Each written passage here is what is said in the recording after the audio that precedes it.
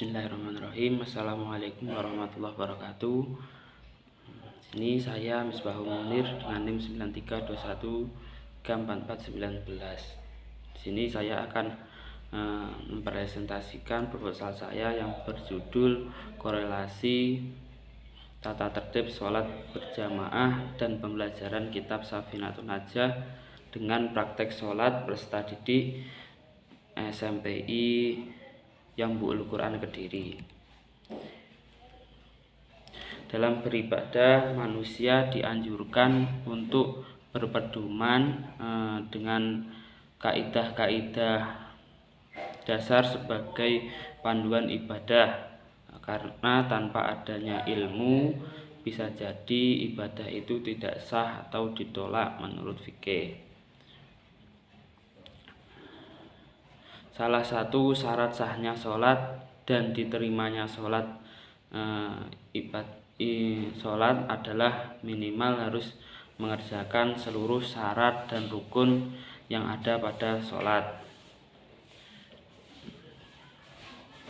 yang mana biasanya ketika anak belum pernah mendapatkan pelajaran tentang sholat, anak itu cenderung mempraktekkan sholat dengan mengikuti gerakan imam atau mengikuti teman yang ada di sebelahnya. Sedangkan anak yang sudah mendapatkan pembelajaran tentang sholat, maka anak itu cenderung mempraktekkan apa yang ia dapat pada saat pembelajaran itu. Dalam SMPI yang Bu'ul Quran ini, peserta didik dibekali dengan pembelajaran kitab salaf, yaitu kitab Safinatun Najah, dan dalam lingkungan pondok juga. Dalam pondok juga mempunyai tata tertib agar peserta didik terbiasa melakukan sholat berjamaah. Dengan itu, peneliti mengambil judul dalam penelitian saya ini dengan judul korelasi tata tertib sholat berjamaah dan pembelajaran kitab Safinatun Najah dengan praktek sholat peserta didik SMPI yang Bu'ul Quran. Untuk rumusan masalahnya sendiri, di sini ada 3. Yang pertama yaitu bagaimana tata tertib sholat berjamaah dan praktek sholat di SMPI yang Bu'ul Quran. Yang kedua, bagaimana pembelajaran kitab Safinatun Najah dengan praktek sholat di SMPI yang Bu'ul Quran. Yang ketiga yaitu apakah ada korelasi antara tata tertib sholat berjamaah dan pembelajaran kitab Safinatun Najah dengan praktek sholat peserta didik SMPI yang Bu'ul Quran. Tujuan penelitian ini menguji teorinya Link 2011 yang menyatakan untuk memahami pembelajaran melalui aktivitas fisik, peran dalam melakukan praktek dalam sebuah teori sangatlah penting.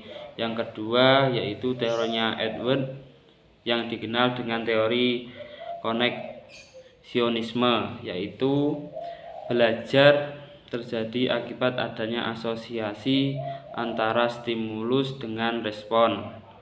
Stimulus akan memberikan respon pada panca indera, sedangkan respon akan mendorong seseorang untuk bertindak. Untuk penelitian terdahulu, yang pertama yang diteliti oleh Siti Najmah dan Prawidia Lestari dari Stainu Purworejo pada tahun 2020 dengan judul korelasi antara hasil belajar kitab Safinatun Najah dengan pelaksanaan ibadah mahdoh sholat santri kelas 2 Madrasah Diniyah Hidayatul Mubtadiin.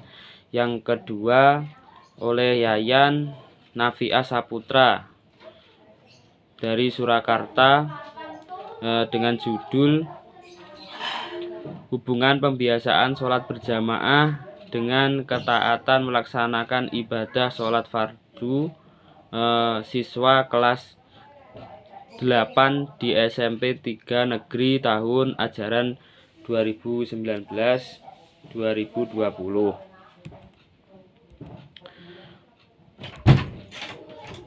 Untuk rancangan penelitian, yang pertama jenis pendekatannya menggunakan kuantitatif, dan jenis penelitiannya adalah asosiatif karena hubungan antara dua variabel atau lebih.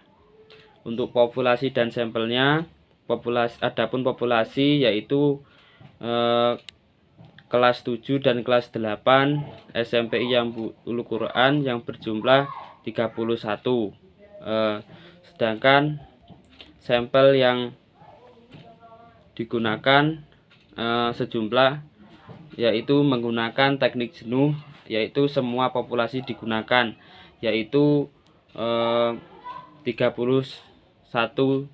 peserta didik. Kenapa kelas 9 tidak digunakan? Karena kelas 9 menggunakan kitab Sulamut Taufik,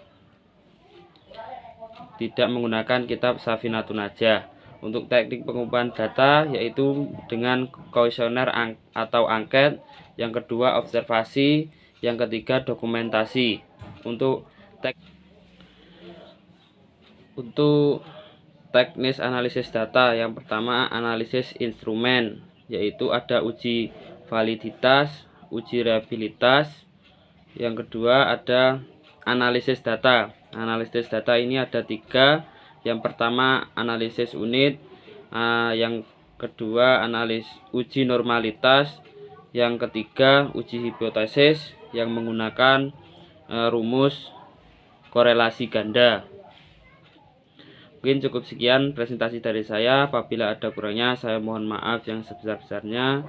Assalamualaikum warahmatullahi wabarakatuh.